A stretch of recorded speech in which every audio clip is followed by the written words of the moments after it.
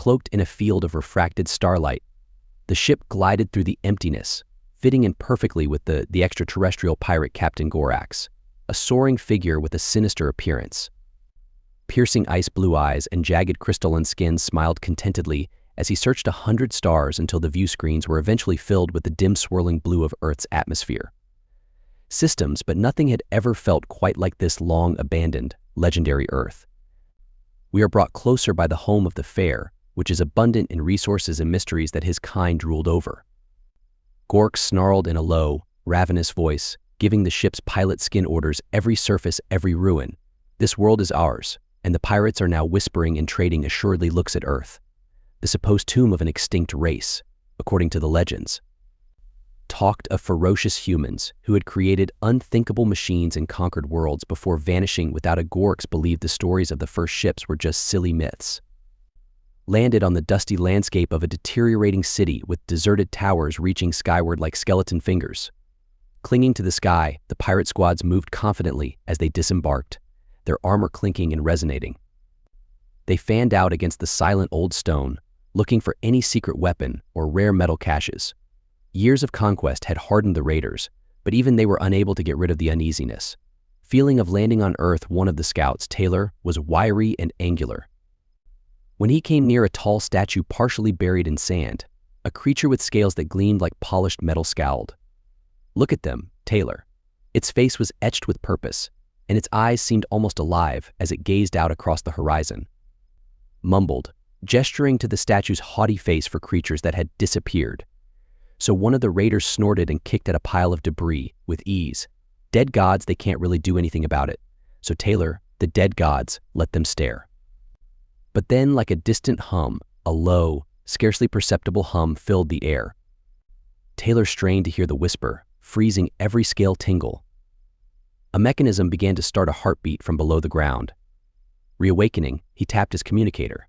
"You must hear this, Captain Gorax." The captain's voice crackled back, full of "I won't tolerate." Captain Taylor's voice chopped. "If it's simply more dust, Taylor."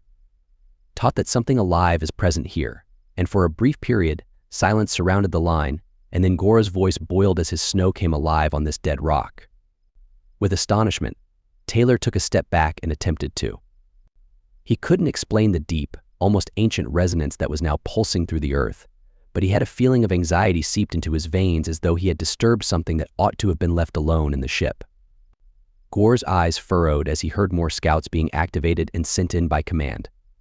A deep search, if tech is present, will disassemble it and sell the parts. ZP skin drones from the ships buzz across the terrain, mapping all the structures and artifacts as data. Flooded the sensors with odd signals that caused energy signature readings to surge that shouldn't have been. A crew member's mouth fell when they interpreted the results. "Sir, this planet has the potential to be a dead world. Layers upon layers of intricate machinery that are dormant systems beneath the surface." Fascination gleamed on the crystal skin of defensive, possibly even sensual G. Ideal that will bring in a lot of money. Then continued disassembling, but as the pirate cruised, the hum became more intense as it went further into the Earth's crust, becoming sharper. It reverberated through their suits, but they dismissed it, resolved to search for the treasures beneath. Some felt as the temperature fell and a chilly mist rose from the earth swirled about them, they felt a chill. Legs resembling spectral fingers, the flagship Gorax scowled as it observed the. He could almost believe that the mist was intentionally flowing and curling around his troops as it drifted across the screens. Even if he was still alive, he dismissed the idea and sent out the disruptors. The disruptor drones were released, each emitting pulsing blasts of electromagnetic radiation that will short-circuit defenses. The air shimmered as electricity passed through the ruins, and for a while, nothing moved. But then, just as they believed they had conquered the earth, when a human voice, deep and haunting, crackled softly over the radio. A single phrase spoken in a language that ought to have been extinct, resonantly crackling through the static, the voice repeated this more loudly, and the pirates froze, staring at one another in shock. Time and undeniably human departure from this spot were punctuated by a terrified laugh.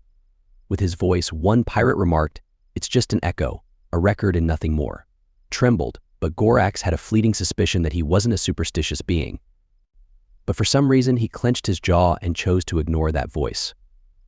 Continue, but as the pirates advanced, The shadows appeared to get deeper and longer, as the actual ruins surrounded them. Taylor sensed the temperature dropping even further and the air became more dense with an "I don't like this, Captain," he whispered as he tapped his helmet in an uncomfortable stillness. Another scout staggered, gasping as he noticed something observing us. For a brief while, a figure in old armor with fire-blazing eyes, the figure vanished when he blinked, leaving behind the stone remnants and a haunting silence that permeated the Gorax's crystalline face, twisted in anger as he forced a sneer in response to his mounting terror. Pharaohs are no longer alive, they are dust, and legends don't defend themselves. Deep below them, the ground shook and a loud, repetitive pounding started, as though in the center of the earth, statues and pillars that had been forgotten remnants of humanity began to quiver, shedding decades' worth of dust as the mist became thicker.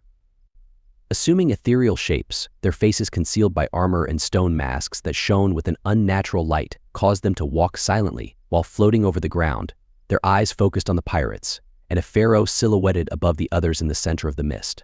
Eyes that blazed like stars in armor, that glistened with otherworldly brilliance. The voice filled the air once more as the icy, angry gaze swept over the invaders, reverberating with a force that sent shivers down the spine of every pirate. You were told to get off Earth or be buried with it. Fear engraved in their voices, the pirates scurried around, yelling over one another. He stood frozen, torn between incredulity and the dawning insight that he might have made a grave error in Taylor's eyes. "We're dealing with something that's beyond us," the captain muttered, wide with terror.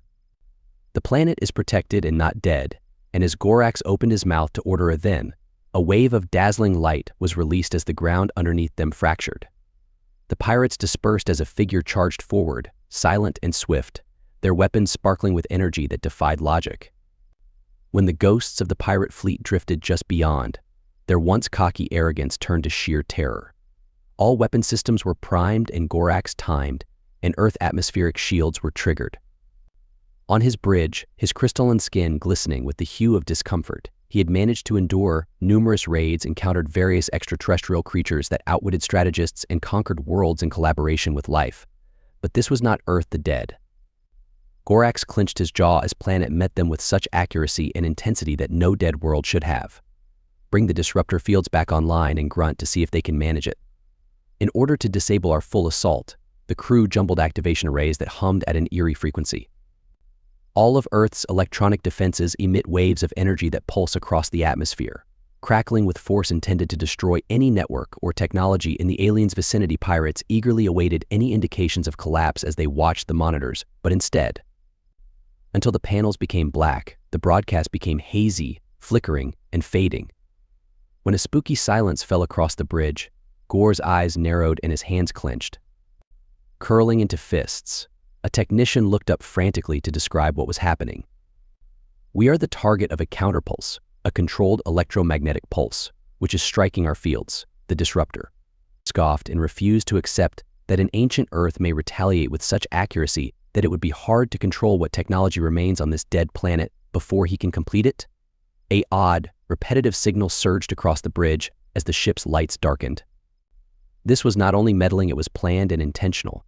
Passing through their systems like that were aware of their flaws and could probe and dismantle them in ways that only a skilled strategist could. This wasn't just chance. Taylor's mind raced. It was war on the surface. Concernedly, the scout squad gathered and watched the skies as the pulses began to speed up, almost like the city appeared to be alive, with the ground itself breathing with dormant energy as the heartbeat pounded through the ruins. Looking for something, Taylor turned on his comm and said, "Captain, we're detecting odd readings from below. It seems as though the entire planet is protected by a network, and we are standing back on the flagship in its nerve center." Gorax scowled at his technician override. "That pulse sends a direct signal to the troops via the back channels." The technician's sweat-stained scales glinted as his fingers skimmed over the console. "It's tempting, Captain, but the feedback suggests that they are integrating into our systems and changing more quickly than we can." Then, as though to make fun of them, a signal broke through the noise, but it was human, not alien, and Gora's heart fell. "You were alerted," as a steady, composed voice spoke straight into his calms. "Turn around now or face annihilation. Earth is protected." Gora's face is twisted with the attack drones. "Smash all that rages me, and I don't flee from ghosts." Moves the drones that are fired from the spacecraft in waves. shooting down to the surface of the earth in a sleek metallic form. As they descended, the ruins below appeared to move and rearrange themselves like a living labyrinth made of sinking channels, roses, and towers. And pathways changed, forming a labyrinth that guided the drones away from their goals and away from the alien observers. The drone's cameras were able to navigate an old city that appeared to be changing and twisting, with one drone squadron's broadcast abruptly stopped every turn when a huge stone column crumbled, caused by a concealed pressure plate as another drone passed via a little lane. It was unexpectedly confronted by a number of old, yet the flagship's crew watched as strong magnetic pulses tore it apart, horrified when their drones were captured using traps rather than direct attacks. Barriers and safeguards that had been in place, waiting to trap anything stupid enough to come near this. As each drone perished in a trap, Taylor muttered to himself, "Isn't random." From below, particularly tailored to their form and function, they are adept at taking us down. All of a sudden, a shadow passed over when Taylor and his colleagues looked up. They saw a figure wearing antique clothing, standing on the edge of a partially collapsed tower, armor that appeared to flash in and out of sight. The figure lifted one hand, and a gentle pulse echoed through the air like a silent order, and the ruins came alive in response. Long dormant machines started to stir beneath rubble piles, with metallic limbs snapping into action. Each machine was programmed for the old defensive maneuvers that appeared to be innocuous wreckage now served as Earth's first line of defense. Automatons advanced in eerie unison, one after the other, each one aiming at a pirate with startling precision. As quiet, immovable machines and pirates fell, their armor clattering futilely on Earth, Taylor sensed in profound fear as he saw his fellow raiders perish, realizing that Earth's defenders weren't merely they were troops with minds, not machines, he said in a soothing tone. "Trembling, Captain, these defenses are coordinated and go beyond simple traps. They knew precisely where to strike us," and the serene human voice filled the air once more. "Since you have already won twice, you will not have any more opportunities, so all pirates remain quiet." As the assailants turned tail and scurried towards their extraction locations, panic swept through the alien ranks, refused to concede defeat, and tightened his hands, exposing his fangs in despair. He commanded all ground forces to gather and confront the elites. The most formidable warriors in GX immediately went into action. They were brutally armored, battle-bred, and heavy. As they arrived on the surface of the Earth, they rushed forward with weapons that could destroy almost anything in their path. With strong steps and weaponry exploding through the mechanical barriers, paving the way for what they believed to be victory. But as they went, the air grew heavier and the shadows grew thicker. One of the elites slipped as the temperature dropped, and an unusual fog crept across the ground. Turned to see a glistening figure appear out of the mist, a person wearing armor with their face covered and eyes hidden glow with the elite. A furious member of the Ancient Light raised his weapon and fired without hesitation, but the figure accelerated unnaturally, striding and filling the space before the elite could respond. A human delivered a stealth punch that broke both armor and bone, sending the towering alien flying. As additional people appeared from the mist, the other elites fell to the ground, their determination being weakened by dread. People wearing armor that appeared to have been made from Earth itself and brandishing weapons that shone with a raw primal, they moved with the energy of shadows, vanishing and resurfacing, striking with accuracy, and vanishing before the pirates could even consider striking back. As the voice reappeared from the mist, "You were warned that Louder was carrying a weight this time that pressed down on the alien hearts with the force of a mountain. We shall protect Earth from Gora's wrath because it is our home, not a treasure trove." Changed to panic when he became aware that this was no lifeless planet. Earth's defenders were more than just legendary warriors or mindless machines in a world full of potential plunder. Further, something very terrifyingly human and completely out of his control. The pirates' confidence was destroyed and their ranks were so thin that they hardly returned to the flagship. "You were warned that Louder was carrying a weight this time that pressed down on the alien hearts with the force of a mountain. We shall protect Earth from Gora's wrath because it is our home, not a treasure trove." Changed to panic when he became aware that this was no lifeless planet. Earth's defenders were more than just legendary warriors or mindless machines in a world full of potential plunder. Further, something very terrifyingly human and completely out of his control. The pirates' confidence was destroyed and their ranks were so thin that they hardly returned to the flagship. The faces on board were emaciated and hollow-eyed, disturbed by what they had witnessed below. With his pride and anger seething beneath the frigid terror, Orcs stood at the glass, gazing down at our surface. He had intended to seize Earth's wealth for himself, but he was holding his chest tight. Instead, he had roused something savage and relentless, and Gork slammed his voice was tight and angry as he slammed his fist down the console. This isn't over. We didn't come this far only to have myths defeat him, but even as he stated it, the truth was against him. Earth was a fortress instead of the treasure trove they had anticipated, and worse, was protected by humans, a race he thought had long since vanished but had come back from instead of being the primitive creatures portrayed in alien mythologies. The shadows are exact, uncompromising warriors who send in thee. He had to keep his voice firm while commanding the remaining squadrons. Every elite the elites descended from the flagship, and we left them all deployed after overwhelming them with numbers. Each squad had weaponry strong enough to defend Earth and sleek landing craft. Gorak saw as they moved to level cities outfitted with armor made to withstand even the most intense opposition. Spread throughout the surface with the assurance that this massive display of power would destroy any barriers humanity may have had departed, but as the squads dispersed, dense clouds started to darken the sky, rolled in, throwing shadows across the wreckage, and the ambience seemed to intensify. An elite commander smirked from the cockpit of his transport. They can hide behind fog and thunder with additional tricks, but they won't be saved just yet since he as if the planet itself were working against them. The fog thickened and the air grew colder. Figures in dark, elaborate armor started to appear in the middle, moving with their eyes blazed with a strong intensity and a silent purpose. It was the elite squads opened fire with their guns, but the humans weren't fleeing. Volleys of explosives and plasma across the battlefield, but the human side stepping in incredibly quick movements in a matter of seconds. They had closed the gap by engaged in vicious close combat while dancing with the ease of avoiding falling leaves. One pirate yelled like a blade, making every motion effective and lethal, cut through his armor with an antiquated weapon that was pulsing with an energy that defied reason. When another elite staggered back, he discovered that human warriors were all around him, their faces emerging from the shadows. The human leader, a figure in plated armor, was uncompromising and icy. A commander moved forward and spoke to the surviving aliens in a voice that could be heard throughout the you arrived on Earth anticipating a cemetery, which you will depart as part of.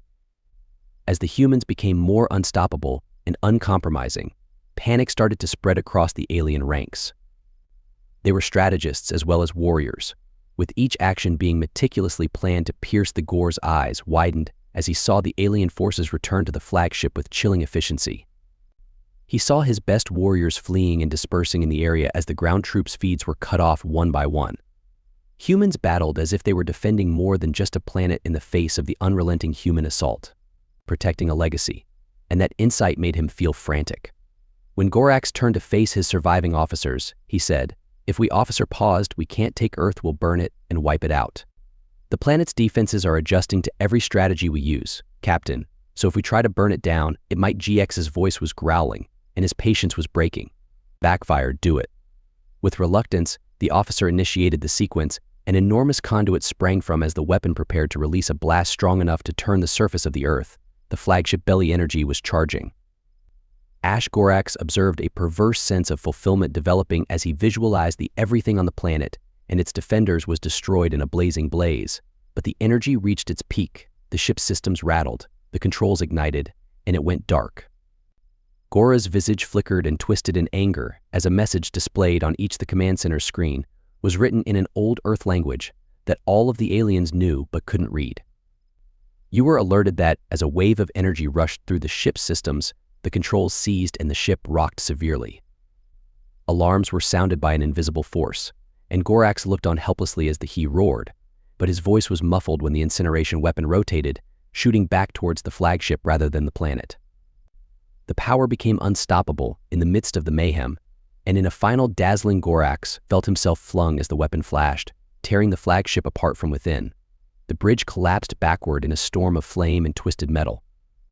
His final vision showed a silent, steady Earth that was unaffected by the carnage that had engulfed him on the surface. The human warriors watched as fragments of the flagship started to fall, a fitting conclusion to an invasion that started because. The leader's conceit as he stood atop a fallen statue and watched the devastation with a face as composed as stone's troops, the remains of an old as they watched their enemy collapse.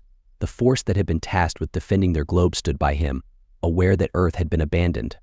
secluded and forgotten by the majority of the galaxy for ages, but as Wen entered the ruins concealed in the very bones, their presence had always persisted, and they had never really left. Of the terrain prepared to awaken in the event that a warrior's need ever arose, do you believe there will be more? The leader asked, keeping his gaze on the falling debris. They always come.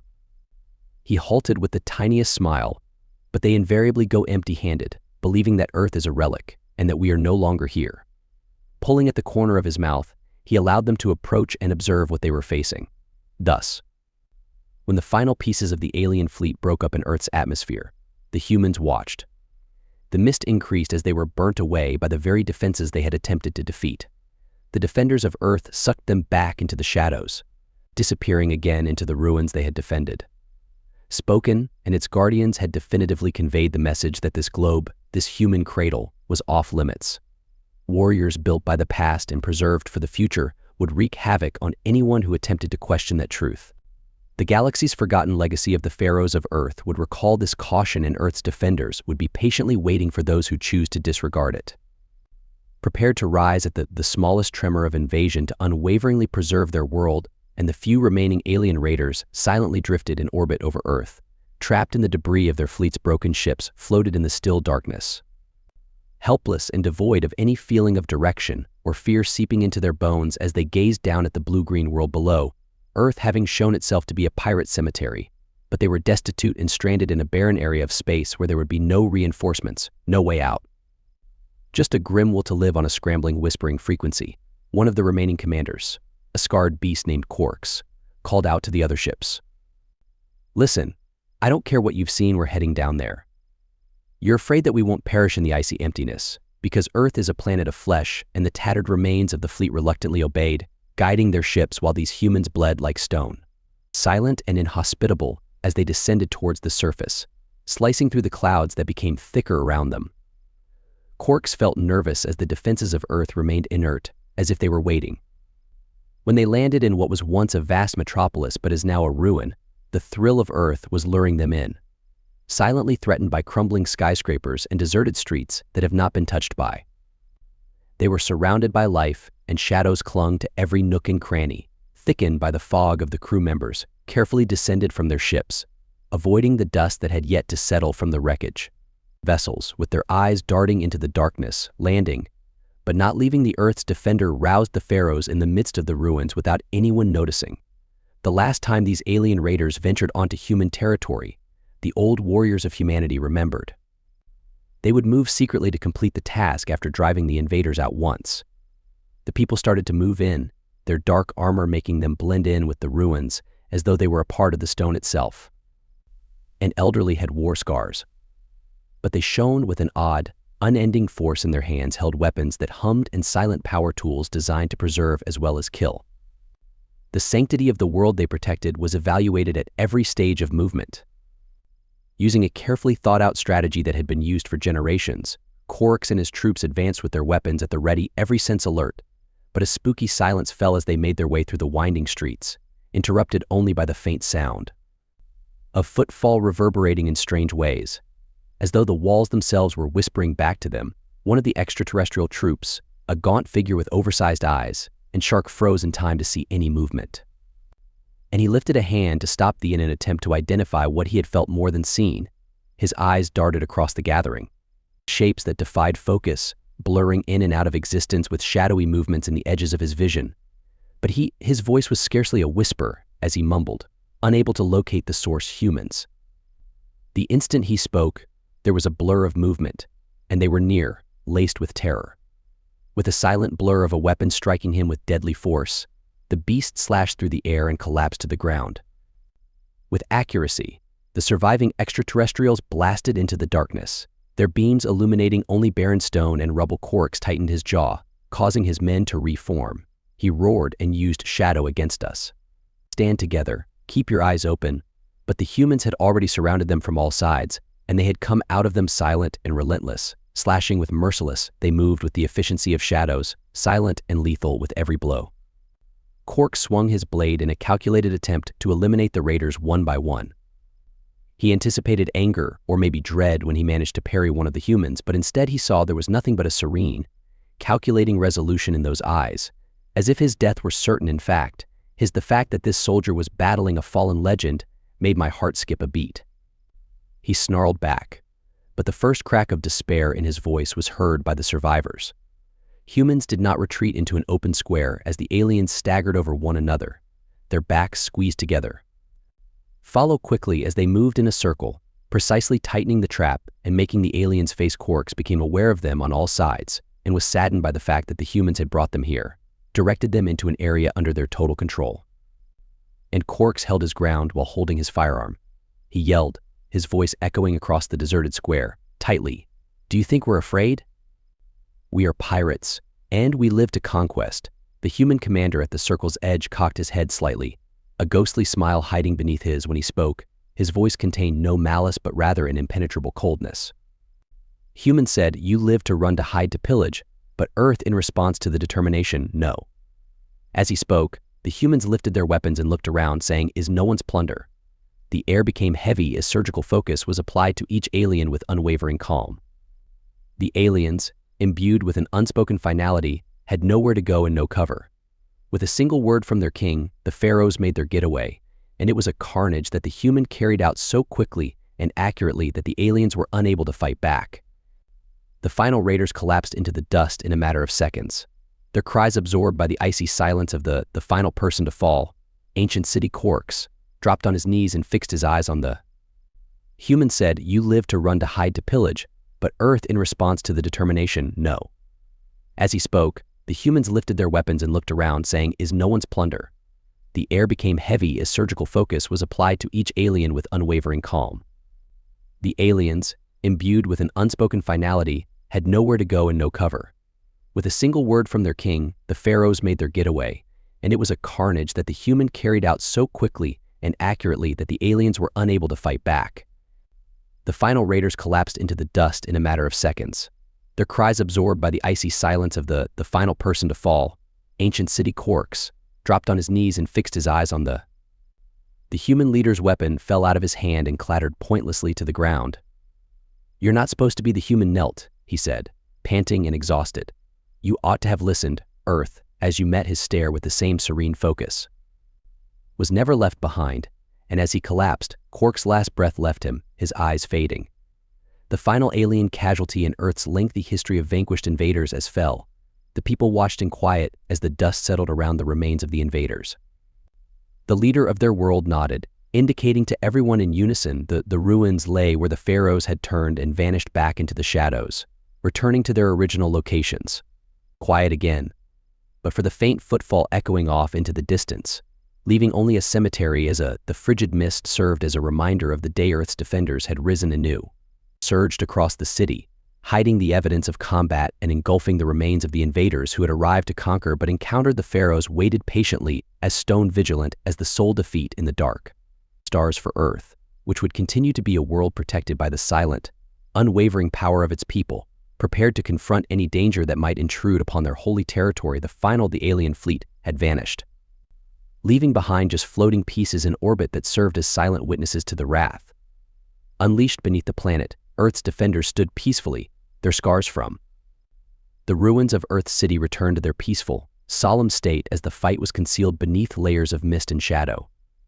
The Pharaohs assembled in dignity as though the conflict had been a fleeting, unwanted disruption to their long-standing slumber. Their armored figures in the center of the barren city, which was completely dark with no marks or insignias. They stood in a loose circle, silently contemplating the combat, and had the sheen of warriors bound to a duty greater than themselves. Their features were serene and impassive after they had just won, but there was a certain fire, a silent, unwavering pride. The leader, tall and broad, flared within them. Shouldered, he looked about at his fellows, who had battled like phantoms, protecting Earth's last remaining defenses with meticulous intent and merciless efficiency. Their work was finished, but they were all aware of how far away over the galaxy was, how big it was, and how stories spread. The vanquished pirates would disseminate news of Earth, a once desolate planet now protected by invisible forces, quicker than light. Protectors, a younger warrior spoke, her voice scarcely audible above a whisper, her face hidden beneath her helmet. "The galaxy never forgets a challenge, therefore they will return, won't they?" The commander replied, "Yes, they will," power and with a steady stare. The ambitious and the stupid are drawn to treasure, but they will discover the same response that every invader has encountered. Scan the wreckage surrounding them, looking up. Earth belongs to us, and we protect her with our another warrior, older and damaged from innumerable fights, utters a silent laugh and let them in, and each time they leave, a little more they believe they see a few more strewn bones and more wrecked ships. They are capable of taking over Earth, but they are unaware that we have already defeated death to save it. Remained in the atmosphere as evidence of the warriors' unwavering connection to their home planet Earth, which was more than just a world to them, a legacy, a location that had molded them.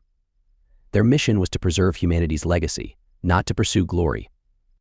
In order to prevent foreigners from touching the center of their world, the peaceful conversation was cut short by the Pharaohs all turned their heads as they heard a faint hum, a signal from deep within the ruins.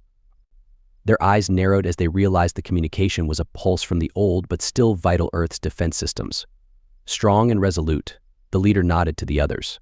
They sent the message, he murmured, allowing the galaxy to see the tiniest hint of a smile on his lips. As the hum intensified, the Earth's covert system network came online, sending a signal outside the planet's boundaries were a warning that spread throughout space. Earth stands protected, with a straightforward statement that is unadorned and obvious. Trespassers will not back. The message that reverberated throughout space, serving as a beacon to anybody who might be seduced by tales of Earth's wealth. Memory of the innumerable conflicts waged and the uncompromising protection that the galaxy had for anyone who attempted to invade it never considered Earth's legends to be real, dismissing them as myth. A tale of a lost world protected by phantoms. The message resonated true after the pirate defeat. Bearing the weight of conviction supported by the heritage of the galaxy would pay attention to the warriors who had protected their home for millennia. Every system and starfaring race would hear it, although some would reject it as bluster while others would find it fascinating. They would talk of Earth with new veneration in the shadowy recesses of space, in the dens of conquerors and raiders. And maybe a hint of terror. The Pharaoh's leader lowered his sight. For centuries, the galaxy had forgotten about the remains in front of them and believed them to be extinct, believed Earth to be a hollow shell, but the conflict had showed them that it wasn't, reviving memories of old warriors. Beside him, the younger guardians stood as eternal sentinels, defying time. Do you believe the galaxy will ever comprehend why we defend Earth? Warriors shifted, looking at her fellows. The leader's visage softened somewhat as the weight of innumerable conflicts shone, and maybe his eyes don't see anything except riches, relics to steal, and tales to overcome, but they lack our perspective and are unaware of what it means to be enmeshed in a location's past. He gazed at the warriors surrounding him, each one representing a fragment of Earth's history and its people, even after they had left. Because of humanity's tenacity, they have endured all the cosmos has thrown at them and continue to do so. He claimed that Earth resides within us and that she does as long as we do. The warriors gave a wordless nod, knowing their position without the need for more comments. Despite the great burden, they were born voluntarily. They were neither invaders nor conquerors, protectors, bound by a purpose that predates memory itself. The Pharaohs started to scatter each other as the mist settled again. As they positioned themselves to watch and wait, one faded back into the rubble. The city was still, its stones resonating with the dim echoes of conflict that had long since faded into obscurity. A Talal passed down from the past. Earth's warriors had risen again, and the galaxy will remember this struggle in the future. Nameless, unwavering, and indestructible, and the invaders would be dispersed and vanquished. Share their stories about a planet that should have been a simple gift but turned into a cemetery instead. Talk of the specters of warriors on Earth, who moved like wraiths of weapons and struck the Pharaohs without mercy. Knew that other challengers would be drawn to similar stories, and that their avarice and haughtiness would eventually cause someone else to become blind. They would believe they were unstoppable when they were drawn into Earth's orbit, only to suffer the same destiny. The leader took one more glance, and the Pharaohs would be prepared with the galaxy alerted and the peace of Earth restored.